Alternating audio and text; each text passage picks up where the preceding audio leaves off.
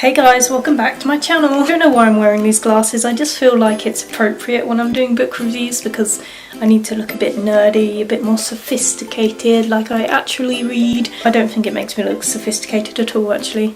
This lightning bolt really ruins the entire effect, it just makes me look like a 12-year-old that can't let go of Harry Potter. If anybody knows where I can get a pair of these that don't look so childish and so obviously Harry Potter themed, please let me know because I'd really like some like Dodie Clark trendy looking round glasses rather than these, and these are the closest thing I can find, and I want to find something better.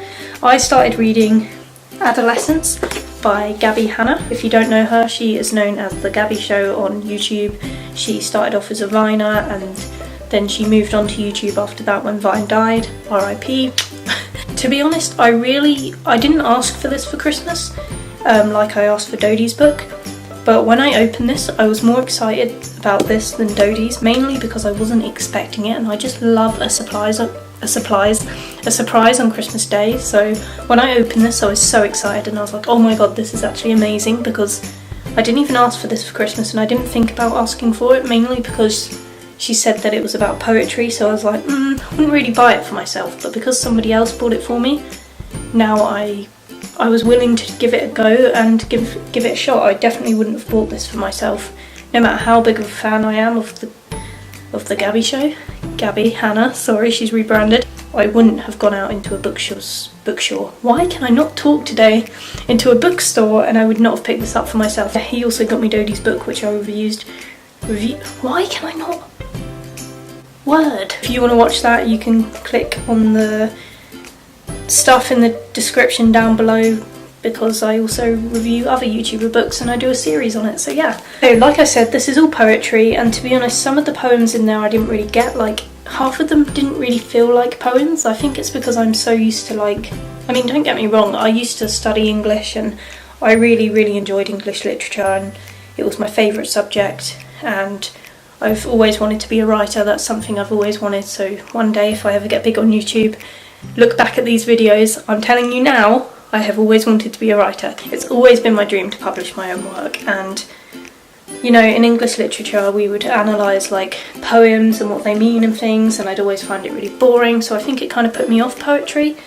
But most of them didn't really seem like poems just because I'm used to the whole poem should rhyme thing, but some of them you could tell she kind of rushed, because I think there's even a poem in here where she literally admits that she's rushing some of the poems, and it's like, guess which ones I've rushed and which ones came to me by inspiration, because she had a deadline. I thought it was really funny because you can actually tell, I think, you can tell the ones that are really inspiring, and most of the ones that I've picked to talk about today are ones that I think were given to her through inspiration, or I've just chosen a few of the random funny ones because I thought they were funny and quirky and I enjoyed them. So many of the poems stuck out to me. I literally sat down and read this book for, I think it was an hour and a half, and I was done.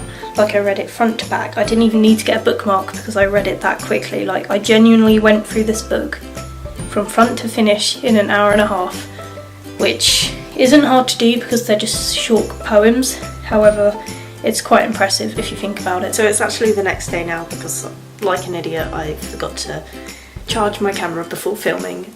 I'm so professional. I wrote some poems on my phone from her book that stood out to me the most, just because I found them kind of funny, and I like that she doesn't take herself too seriously, even in a poetry book, which I think is what drew me in the most and made me read it from front to back. So the first one that I took a picture of, it's called O Positive, and it says, I donated blood today, feels good to finally be somebody's type.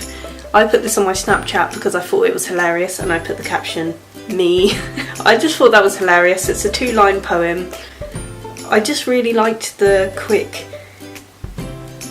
easy poems that like you could literally read in 2 seconds. I just thought it was funny, it made me chuckle, and it was very relatable, so bravo to her.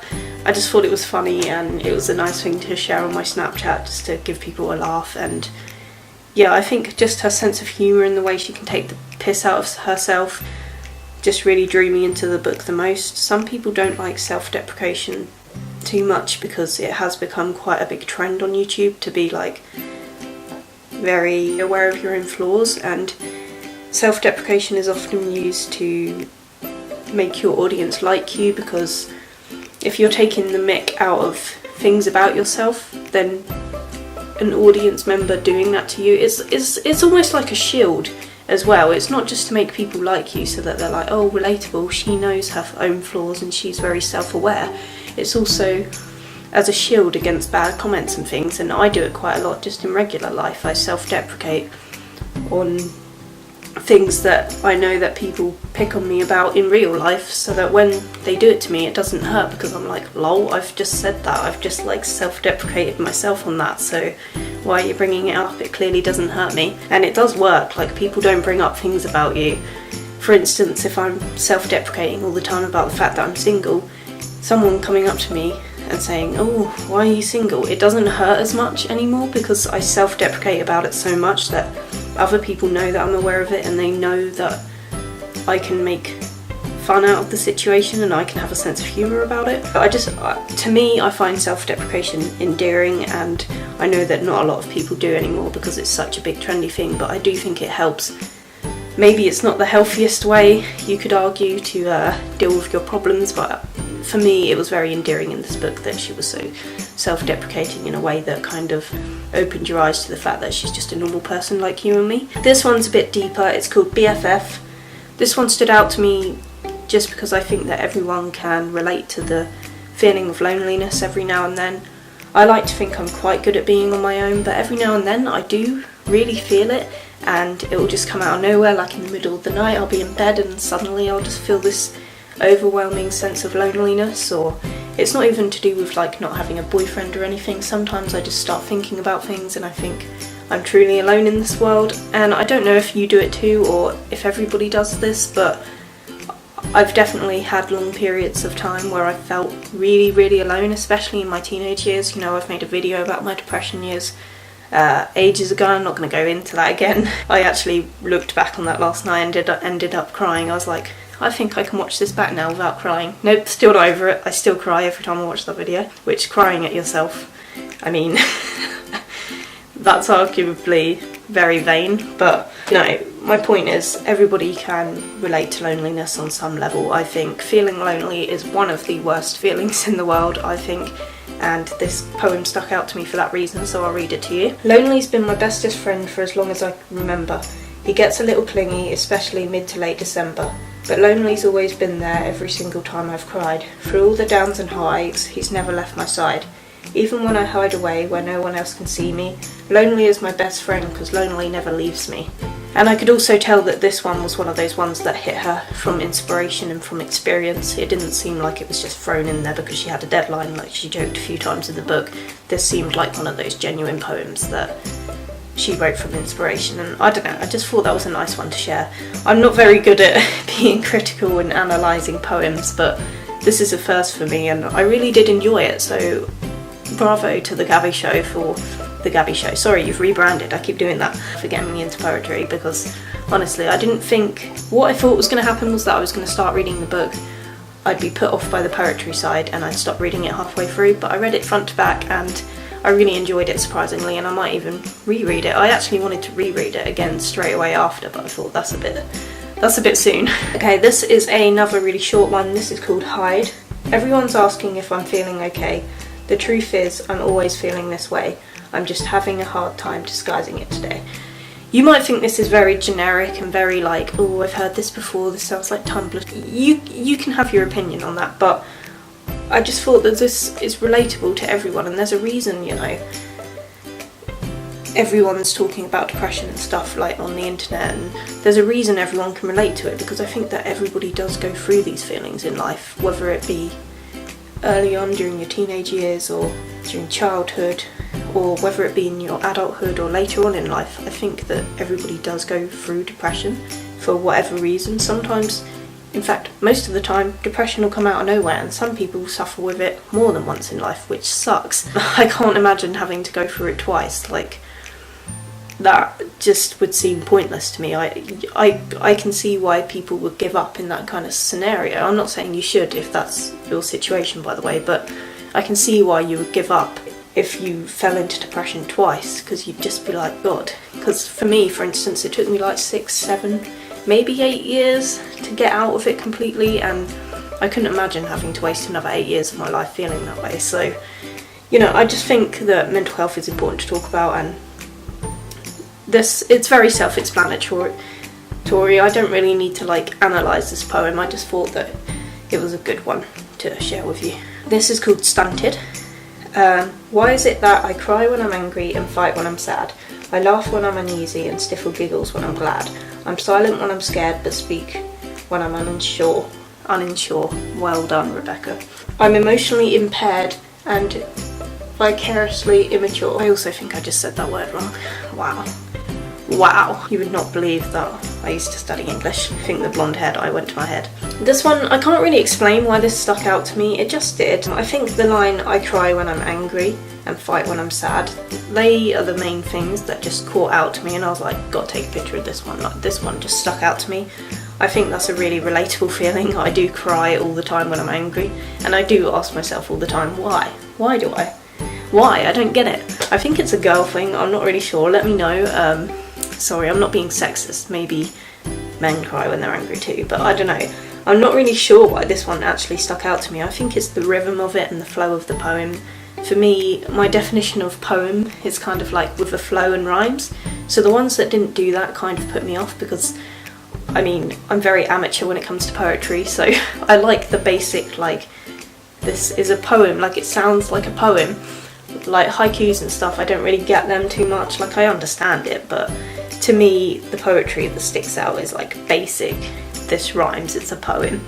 So do you see what I mean? I'm very bad at being critical about poems and analysing them, but I'm trying. Okay, this one's called Chivalry, and I can't actually remember like exactly like from the title, I know, but I'm not some no-brained bimbo and I'm not some helpless girl. I am remarkable and I deserve the world.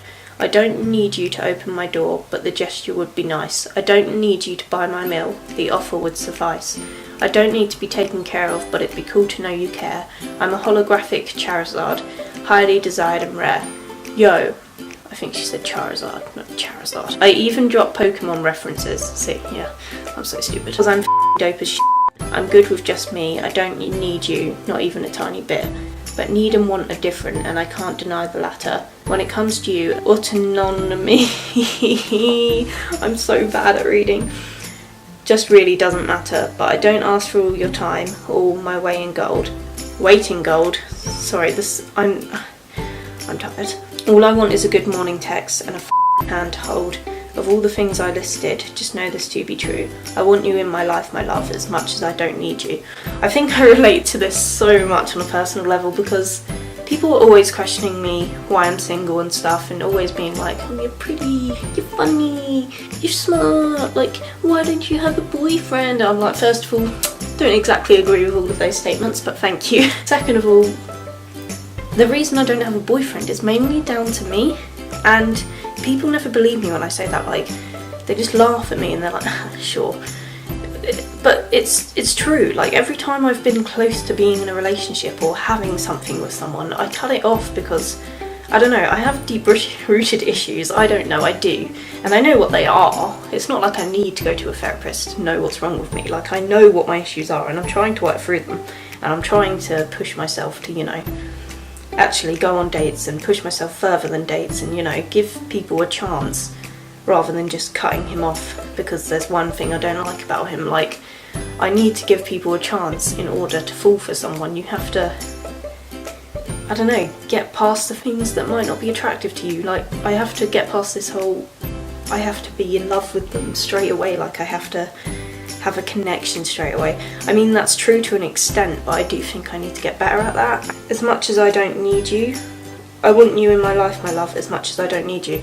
I think that line stuck out to me because I have had extreme crushes, I'm so American, on people before. People, why do I keep doing that? On men. It was men. I'd be in this kind of weird scenario where, first of all, I know that none of my crushes have ever liked me back, like, ever. Although sometimes when you get deep in a crush, your mind can trick you into thinking they do, which, let's not go into that, we've all been there, okay, it hurts. It's like, as much as you fancy someone, I don't really have that desire to get into a relationship. So when I do fancy someone, it's kind of less painful for me because I'm like, well, first of all, they probably don't like me back and I would never make a move first. And second of all, I don't really ever have that desire for a relationship. I've had it lately, I'm not gonna lie to you, like lately, since about mid last year, I started to feel it a bit and I was like, well, this is weird.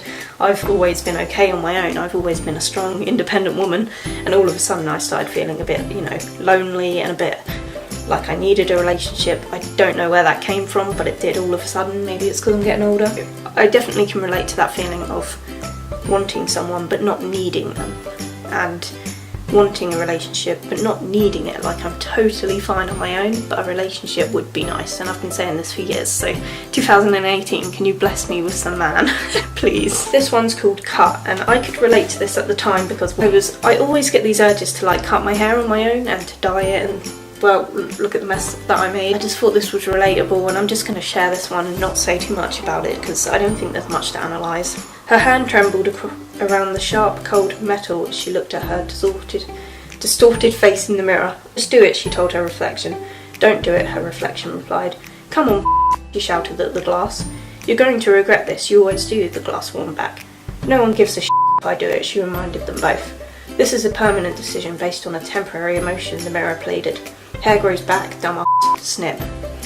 I think that also had a bit of double meaning, like this is a permanent decision on a temporary emotion. I think that might be a double meaning with depression. I don't know, I'm just analysing, that might not be what she means at all. If she's watching this, she's probably like, lol, no, I literally was just writing about wanting to cut my hair. I think every girl has that urge to just suddenly change yourself up. I think she made a comment in here in one poem about how girls want to cut their hair after a heartbreak or something. I think I remember that.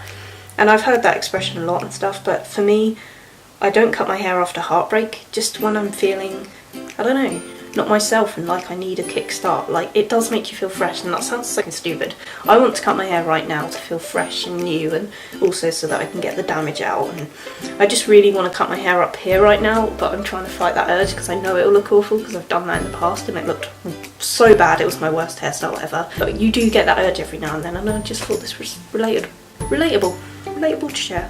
This is another two-liner poem. This is called Shh. Good things happen when my mind is silent. Thinking has never done me any good. That's completely true. I don't think I need to explain that too much. If you know, you know. This one's called Tease, and if a guy doesn't answer your text for 3 years, does that mean he's not interested, or is he playing hard to get? Whatever, I don't mind taking it slow. I just thought that one was funny, and again, relatable. How many times am I going to say relatable in this video?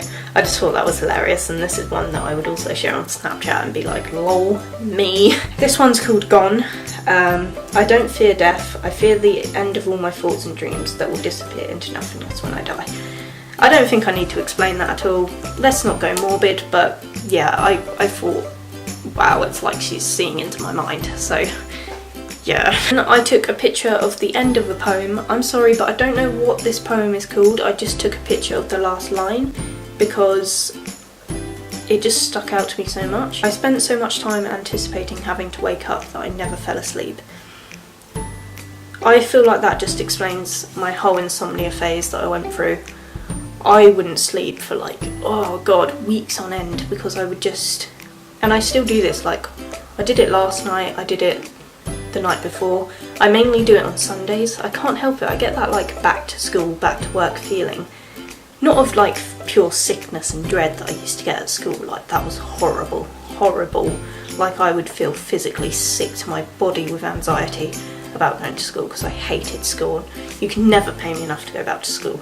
But with work it's different, it's just the anticipation of knowing that I have to get up early in the morning, and I just worry about it subconsciously, so I can't sleep, and like I just keep waking up during the night, and oh god, it's awful. I do it every freaking Sunday and then I'm knackered on the Monday, and usually the rest of the week I'm okay, but I just thought that that was really relatable, so I'm sorry, I don't know which poem that's from, but if you want to read it, get her book. Plug, you're welcome. Like she needs a plug from me. This one's called Live, and I thought this was just one that was a bit inspiring and uplifting and a good way to look at things, and I thought this could help people. so I thought I'd share it. Things won't get better if you're gone. You can't feel relief if you're a carcass. If it's the shadows that you're running from, remember that dead eyes only see darkness. And I just thought that was nice. That was a nice thing that someone would need to see. I just wanted to share it in case anyone needed that message. Wow, I actually saved quite a lot of poems. I thought I'd only saved a few to talk about. Sorry, I'm so bad at making short videos, it's unreal. This one's another long one. Geez, why did I save so many long ones? I'm now regretting every decision I've ever made. This one's called Depression, and I think it's quite obvious. I won't go into why I'm sharing this one too much. I just wanted to share a few of them, and I'm sorry if this is a very spoilery video. I probably should have put that at the beginning. There are like tons of poems in there. Like, this is only a tiny handful, and I'm only sharing them because I just want you to know. Like, I want to give you a taster, because for me, I didn't want to get this book. No matter how much I supported Gabbie, I really didn't want to get this book because I'm just not into poetry. And I think that me sharing a few of the poems might inspire you to go buy it, because it might change your mind a little bit, because this book definitely changed my mind. And if my dad hadn't got it for me for Christmas, I definitely would never have even given this book a chance. When life is great and nothing's wrong, I'll stay on your mind like a catchy song. When you come up for air and you're feeling free, I'll weigh you down like lead boots in the sea. If you try to wash me down the drain thicker than mud, I'll stick to your brain. When you're filled with joy without concern, I'll hollow you out like a jack-o'-lantern. I'm not gonna read the rest of the poem, I'm not gonna read too much, but that's just a little snippet for you. That's basically half the poem, but you know, little snippet. I think it's quite obvious why I'm including this, and I think it's true, and it's just relatable. God, how many times am I going to say that? I think a lot of these poems, they're just, I don't know, they just touched me because it was like, wow, this book is really getting me right now. And I didn't expect that. Last poem, thank God, I just scrolled through like, please let this be the last poem, this video is too long. This is called Grow, and it's about, I don't think I'll read this one, but it's called Grow, and it's basically about, she's basically saying, thank you for noticing that I've changed. I don't see why people say you've changed as like a bad thing, because people change all the time and it is a good thing. I've always been of that mindset. Like, I always, constantly, maybe too unhealthily, think about how much I have changed from the past, and I think it's such a good thing, and I've become such a better person in these last just like 4 years. I have become the best version of myself that I can be as of this moment. I'm hoping I can get even better, because I know I'm still flawed as because I'm human. But I just think when people say you've changed, unless it's you've changed in a bad way and they specifically say that, I don't think you've changed is an insult, and that's basically what she's saying in this poem. Everyone changes and it's a normal thing, and you see that a lot in YouTubers. You've changed, you're different now, but it's like, if they didn't switch up their content, I can guarantee they would still not be at the top of their game. Like PewDiePie, if he did not change his content, I can guarantee he would not be growing as fast, and he would have stopped growing at some point, would have just stayed at an equal level, and his views would have declined.